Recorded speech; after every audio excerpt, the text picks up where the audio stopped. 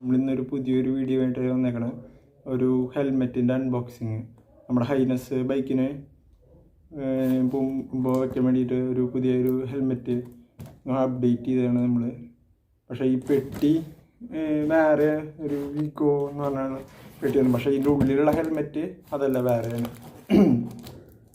അപ്പോൾ നമുക്ക് അൺബോക്സിങ്ങിലേക്ക് കിടക്കാം. ഓക്കെ, ഇത് നമ്മൾ തൃശ്ശൂരുള്ള ഒരു ഹെൽമെറ്റോളജി എന്ന് പറഞ്ഞ കടയിൽ നിന്നാണ് വാങ്ങിയത്. വലിയ വലിയ യൂട്യൂബേഴ്സും മറ്റേ അരുൺ സ്മോക്കി അങ്ങനെയുള്ള ടീംസൊക്കെ വാങ്ങണ ഒരു കടയിൽ നിന്ന് തന്നെയാണ്. പക്ഷേ റേറ്റ് എന്ന് പറഞ്ഞാൽ ഒരു 1600 ആ റേഞ്ചിലുള്ളതാണ്. 1600-2000 റേഞ്ച് ഉള്ളൊരു ഹെൽമെറ്റാണ് അവർ. അപ്പോൾ ഇതാണ് ഹെൽമെറ്റ്. അപ്പോൾ നമ്മളുടെ അൺബോക്സിങ്ങിലേക്ക് വന്നു. ഇതാണ് ഹെൽമെറ്റ്, ഒരു ബ്ലാക്ക് ഫിനിഷോട് കൂടിയുള്ള ഒരു ഹെൽമെറ്റ്. ഇതിന് ഡബിൾ വൈസർ ഉണ്ട്, ഒരെണ്ണം, പിന്നെ ഇതിൻ്റെ ഉള്ളിൽ ഒരെണ്ണം. പിന്നെ അതിൻ്റെ നമ്മൾ കൺട്രോൾ ചെയ്യുന്നത് ഇവിടെയാണ്. ഇവിടെ ഇങ്ങനെ ആക്കി കഴിഞ്ഞാൽ ഈ ഭാഗത്തൊരു ഇതുണ്ട്, ഒരു സ്വിച്ച് മാരുന്ന ഒരു സാധനം.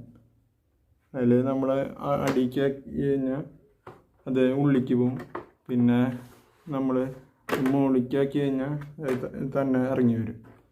ഒരു ഡസ്റ്റിനൊക്കെ നമ്മുടെ ഐസിനെ സേവ് ചെയ്യാൻ വേണ്ടിയിട്ട് എക്സ്ട്രാ കൊടുത്തുള്ളതാണ്.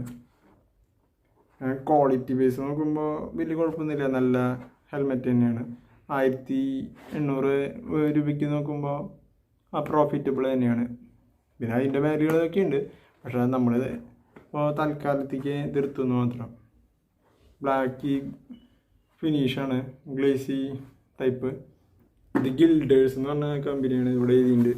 ഗിൽഡേഴ്സ് ISI മാർക്കൊക്കെയുള്ള ഹെൽമെറ്റ് തന്നെയാണ്, നല്ല ഹാർഡ് ഹെൽമെറ്റ് തന്നെയാണ്. പിന്നെ ഇതിൽ നമുക്ക് ഇതിൻ്റെ വിൻഷീൽഡ് ഇത്.